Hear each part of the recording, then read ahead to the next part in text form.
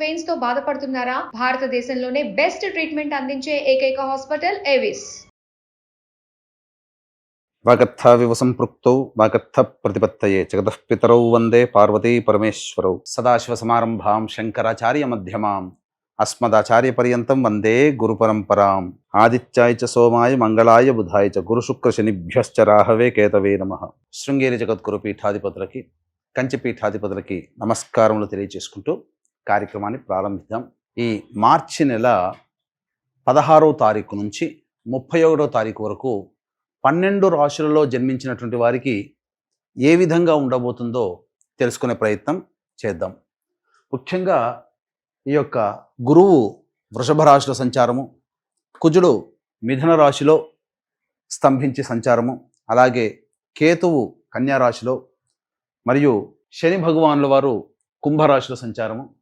ఇక 12వ రాశి అయినటువంటి మీనరాశిలో శుక్రుడు, రాహువు, రవి, బుధుని యొక్క సంచార ప్రభావం వెరసి ఈ 12 రాశుల మీద ఈ నవగ్రహాల యొక్క ప్రభావం ఏ విధంగా ఉండబోతుంది, అలాగే మనము దైనందినటువంటి జీవితంలో భాగంగా 16వ తారీఖు నుంచి 31వ తారీఖు వరకు మంచి రోజులు ఏంటి, చెడ్డ రోజులు ఏంటి, ఏ రోజుల్లో ఖర్చు ఎక్కువగా ఉంటుంది, ఏ రోజుల్లో ఆదాయం ఎక్కువగా ఉంటుంది, ఏ రోజుల్లో అనుకున్నటువంటి పనులు పూర్తి చేసుకోగలుగుతారనే విషయాల గురించి క్లుప్తంగా తెలియజేసే ప్రయత్నం చేస్తాను.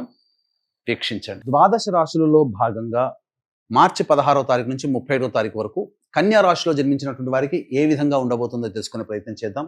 ఇక ముఖ్యంగా ఈ కన్యా రాశికి ప్రధానంగా సంపూర్ణమైనటువంటి ఎఫెక్ట్ కనబడబోతుంది. ఎందుకనంటే చాలా గ్రహాలలో మార్పు చాలా కనబడుతుంది. ముఖ్యంగా సప్తమ స్థానంలో షష్టగ్రహ కూటమి గమనించుకున్నట్లయితే గురువు, కుజుని యొక్క ప్రభావము, మిగతా 7 గ్రహాల యొక్క ప్రభావము మొత్తము కన్యా రాశి మీదే ఉంది. ఒక విచిత్రమైనటువంటి పరిస్థితిని ఎదుర్కోబోతున్నారు. కాబట్టి పాజిటివ్గా ఉండాలి జీవితం.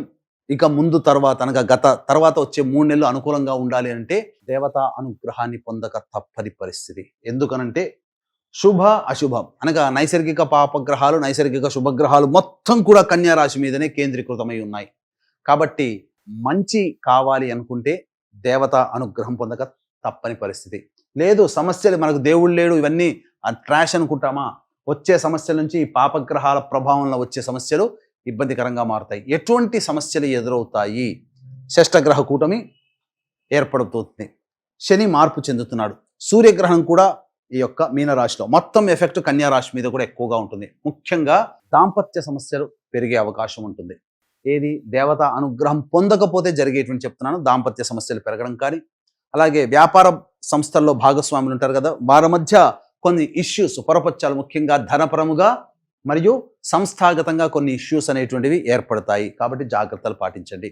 గుడ్డిలో మెల్లలో భాగంగా వివాహం కావాల్సినటువంటి అబ్బాయిలకి, అమ్మాయిలకి మాత్రం కొంత యోగకరమైనటువంటి పరిస్థితి, వివాహ సంబంధాలు కుదిరే అవకాశం ఎక్కువగా గోచరమవుతుంది.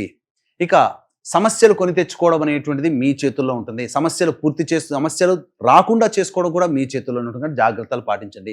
ముఖ్యంగా కన్యా రాశిలో జన్మించినటువంటి మహిళలకి ఒకవైపు యోగాన్ని కలగజేస్తూ ఇంకొక వైపు అవయోగం. అంటే ఏంటి? మీ పట్ల మీకు బాధ్యత కలిగినటువంటి స్థితిగతులు ఏర్పడతాయి. వృత్తి వ్యాపారంలో ఉన్నట్లయితే బాధ్యతగా మెలగాల్సినటువంటి పరిస్థితి, తద్వారా రెస్పాన్సిబిలిటీస్ ఎక్కువగా అవుతే ఏమవుతుంది? సమస్యలు అధికంగా వస్తుంటాయి. అలాగే కుటుంబ పరంగా చూసుకున్నట్లయితే మీ మీదనే అన్ని ఆధారపడి జీవించే వాళ్ళు, అంటే మీ మీద ఆధారపడి పనులు పూర్తి చేసుకునేటువంటి వాళ్ళు ఎక్కువగా ఉంటారు. మీరే అన్ని సమస్యల్ని పూర్తి చేయాల్సినటువంటి మనిషిగా మీరే ఉంటారు. కాబట్టి మీ మీద ఒత్తిడి ఎక్కువగా ఉంటుంది. కాబట్టి జాగ్రత్తలు పాటించి సంయమనం పాటిస్తూ రెస్ట్కి ఎక్కువగా అవకాశం ఇవ్వండి. దేవతానుగ్రహాన్ని పొందే ప్రయత్నం చేయండి. ఇక అన్నిటికంటే ఇంతకుముందు చెప్పుకున్నట్టుగా షష్టగ్రహ కూటమి, శని మార్పు, సూర్యగ్రహణం ఇవి ఉన్నటువంటి కారణం చేత కన్యా రాశిలో జన్మించినటువంటి వారికి సంస్థాగతంగా వ్యాపారంలో కానీ, వృత్తి ఉద్యోగంలో కానీ ఖచ్చితంగా మార్పులు చేర్పులు అనేటువంటివి ఉంటాయి. జీవితంలో ఆ మార్పులు మీకు మంచిగా జరగాలి అంటే మీ ఇష్టదేవత ఆరాధన, ఇష్ట దేవాలయ సందర్శనం తరచూ చేసుకుంటే మీకు పాజిటివ్ వైబ్స్ వస్తాయి. లేకపోతే ఏం జరుగుతుంది? కొన్ని ఇబ్బందికర పరిస్థితులు. కాబట్టి ఇటువంటివన్నీ, ఈ సమస్యల పరిష్కారం మీకు అందరికీ మంచి జరగాలనేటువంటి సదుద్దేశంతో ఈ యొక్క సూర్యగ్రహణం, షష్టగ్రహ కూటమి, శని మార్పు సందర్భంగా 29వ తారీఖు రోజున సాయంకాలం సూర్యాస్తమైన తర్వాత సర్వదోష నివారణ పూజలు, హోమాలలో భాగంగా ప్రత్యంగిర, బగళాముఖి, రాజశ్యామల, ధూమవతి మరియు వారాహి, కాలభైరవ హోమాలతో పాటు విద్య, వివాహ, ఉద్యోగ, దాంపత్య, అనారోగ్య సమస్యల నివారణకి విశేషంగా పూజాది కార్యక్రమాలు, హోమాది కార్యక్రమాలు జరిపించడం జరుగుతుంది. అవకాశం ఉన్న వాళ్ళు కార్యక్రమం తదనంతరం కాంటాక్ట్ చేసి గోతనామాలు నమోదు చేసుకోవచ్చు. ముఖ్యంగా మేష, మిథున, కర్కాటక, సింహ, కన్య, వృశ్చిక, ధనుస్సు, కుంభ, మీన రాశిలో జన్మించినటువంటి వారికి మాత్రం ఈ సమస్యల పరిష్కారానికి ఆ పూజాది కార్యక్రమాలు తోడ్పడతాయి. ఇక 16వ తారీఖు నుంచి 35వ తారీఖు వరకు ఏ విధంగా ఉండబోతుందో రోజువారీగా తెలుసుకుందాం. ముఖ్యంగా 16వ తారీఖు రోజున సమస్యలన్నీ పెండింగ్లో ఉన్నటువంటి సమస్యలన్నీ పూర్తి చేసుకుంటారు. ఆనందకరంగా ఉంటుంది. విందులు, వినోదాల్లో కుటుంబ సభ్యులతో పాల్గొంటారని చెప్పొచ్చు. ఇక 17, 18, 19వ తారీఖుల్లో మానసికమైనటువంటి ప్రశాంతత లోపిస్తుంది. కుటుంబ సభ్యులతో వాగ్వివాదాలు పెరుగుతాయి.